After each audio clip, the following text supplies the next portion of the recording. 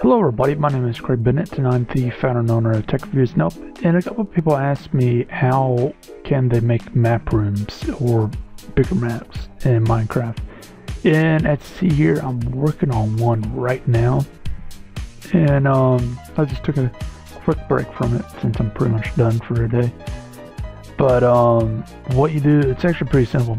You either find a flat wall or you make one. In this case, I made one. I went into crafting mode, and this is a texture pack. So what you're seeing is diamond, glass, water. I mean, it's just a basic thing. Now, what you need after you have such wall, it doesn't matter what size, you need to have item hangers in the maps themselves. Now, as far as things goes, I'm going to collect some of these and maybe even one more. In order to put mats on the wall, I'm going to go to my other one because I need these up. One thing that you can do is you can go into creative mode, and once you have a map, you can actually put it on the wall, and you will still keep the map in your hand. This is very handy when it comes to actually having a copy of the map. So as you see here, I'm not in creative mode, so it went straight to the wall. And let's put ourselves in creative mode. And you see here, I still have it in my hand. But do not take off, and I'll use this as an example, do not try to take off these maps in creative mode because you just destroyed it. So that's one thing to note. Now, as far as everything else goes, you can pick whatever size you want.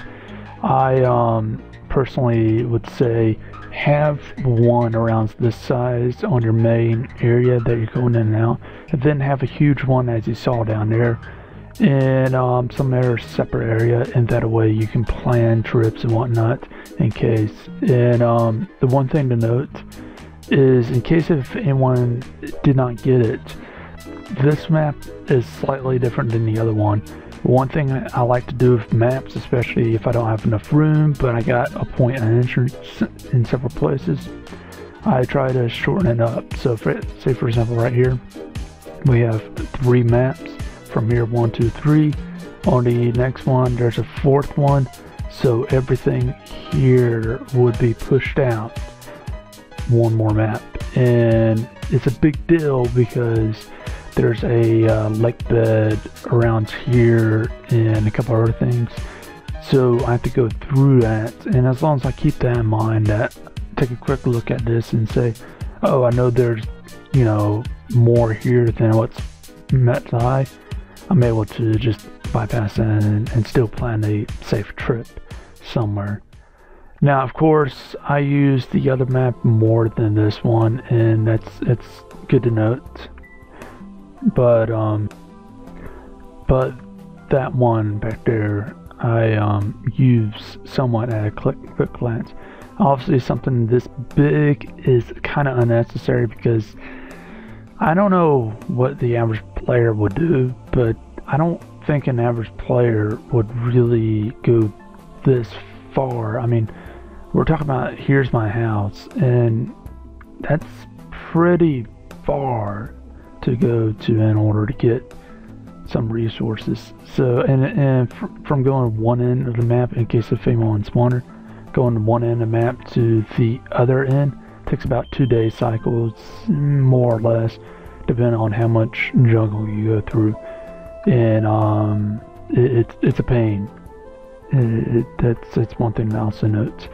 Now, as far as making this map, one thing I want to note is if you have a certain area, say for example on this map, this area is not mapped out, this little corner, hypothetically of course, then I'll have to actually take off this map, go to the area, map out that area, come back and put the map there. I suggest just taking another map and mapping out the entire area and coming back and just replacing it. Because in case if you die or something, then you at least have something. And another thing to note is changes in the world automatically appear in here. Best way to think of this is a bunch of satellites looking down, and they're currently showing you what's happening in the real world. And say for example, I built something right here, and let me go into creative mode so I can fly. As you can see here, I built this, cleared out trees and whatnot, and obviously cleared out a bunch of trees. And obviously if that did not update, then I wouldn't know where this goes and how to get to this lake house. So that's important to note. And that way, if you're doing designs, obviously big designs, you need to have automatically updating. That way you can come back every so often and check out the map and see if you're doing the right thing. Now, as far as everything else, again, you don't need a room this big. Something, you know, if you want 4 blocks, that's good enough. I mean, because let's look at this. If I just want to know this area, which is a large, very, very large area, then, you know, that's good enough. But one thing I want to show is these dots, or these arrows. The thing's way too fast. But these arrows is pointing where the map is. So, for example, this map is stored right here and right here. So, say for example, if I have a map stored somewhere over here, it will show on the wall right here, and that's important to note. So we're right here, so it shows if I dig straight up, then this is what I'll be dealing with. It's kind of useful for construction. I don't really know what else it can be used for, but yeah. So anyways, this has been Craig Bennett, the founder and owner of Tech Reviews and Up. If you got any questions or what, oh, and by the way, one thing I advise is putting a golem in the map room. And as you see here, it's pretty dim. I never really had mobs spawn in here, but even Endermen, I never had them come in here. But just in case you have that, and it's kind of important, because if you're dealing with a map room, especially at this size, you don't want to be bugged when you're making it, because it does take a long time to sort out the maps and put them all on at once.